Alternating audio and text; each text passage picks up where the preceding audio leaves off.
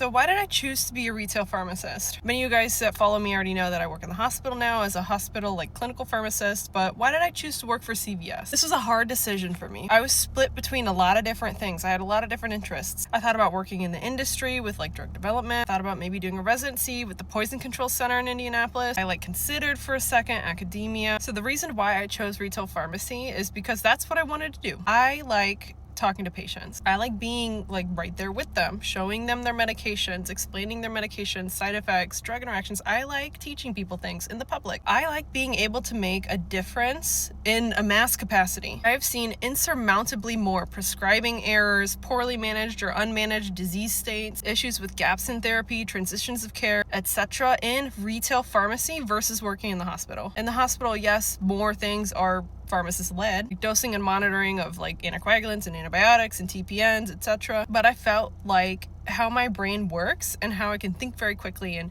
catch things that don't make sense. I thought that I would have more of an impact working in community pharmacy. That being said, you've seen my other videos. The landscape just does not allow pharmacists to clinically do their job, and that's why I left. I kept going back and forth of how long I wanted to stay there because I did have a lot of regular patients that came looking for me, a lot of regular patients that I was taking care of and making sure that they were getting their medication, making sure that they weren't being prescribed interacting meds or meds that weren't appropriate for their other disease states. They trusted me. It took a long time to form that trust and nurture those relationships with my patients. It was very hard to leave. I had to get to the point of physically, mentally, and emotionally breaking down to leave. It's horrible. When you're not eating, when you're not sleeping, when you're having panic attacks every day, you don't have any energy to see your friends, your family, spend time with your partner, something has to give. Sometimes you have to leave your job, even if there are really good parts of that job. It's a hard decision, and I wish it didn't have to be like that. It's very hard to put myself first, and that's also why I'm fighting right now for pharmacists who are stuck, pharmacists who feel like they don't have the clinical knowledge to work somewhere else. Maybe they've been there for years and they're scared. CVS is